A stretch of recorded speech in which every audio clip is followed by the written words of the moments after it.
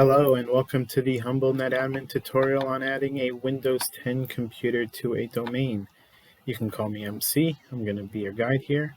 I'm going to be doing this on a Windows 10 professional operating system running on a VMware Workstation. So think of this as a computer that might be in the office, and it's a new machine that we just need to add to the domain. Now we have a domain here set up called umbrella.local, so this will simulate our office domain. You'll definitely need the admin login and password as well to do this. So we're going to come here to the search, type in this PC. Now normally you can just right click here and hit properties, or if you have the window here on the side, you can click here as well. This will bring up the system window, and from here we'll go to change settings. You can also access, as you can see, through the control panel, clicking on the system and security, and then clicking on system, and it'll get you to the same location.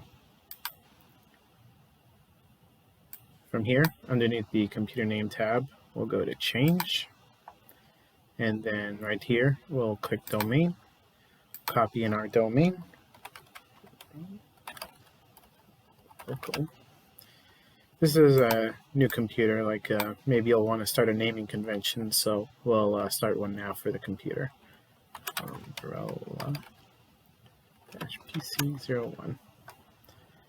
Now, if this isn't highlighted, that means you may not have Windows 10 Professional or Enterprise. Windows 10 Home, this will stay grayed out. Same thing for Windows 8 and Windows 7 Home. Only Enterprise and Professional will work. If it's able to communicate with the domain controller, it should give you a pop-up asking for credentials, so we'll throw those in.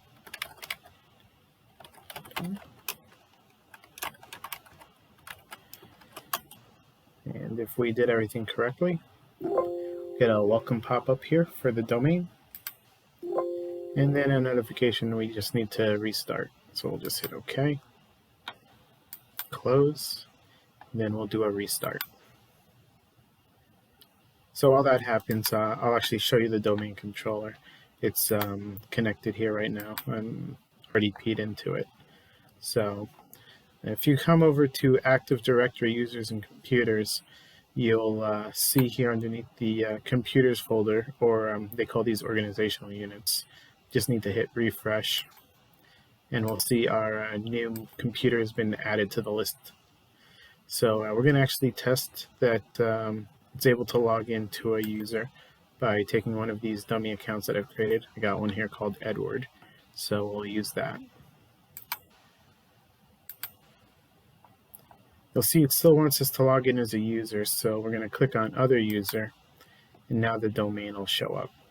You can still log in locally as well by doing a // and it'll default to the local login, but we'll log in as Edward E. Ashford.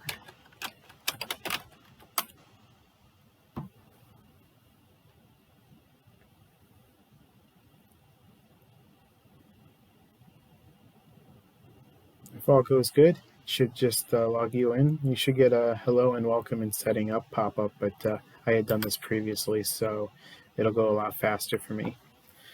I can take one last look here underneath the system, PC.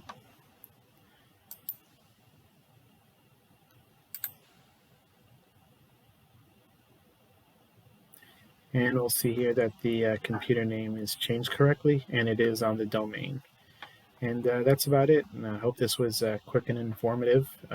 Feel free to leave a like and a comment, and if you have any opinions or maybe other video recommendations you'd like to see, I'll be happy to start trying to produce a catalog of different things to help out people. All right, well, thanks, and I'll see you on the next one.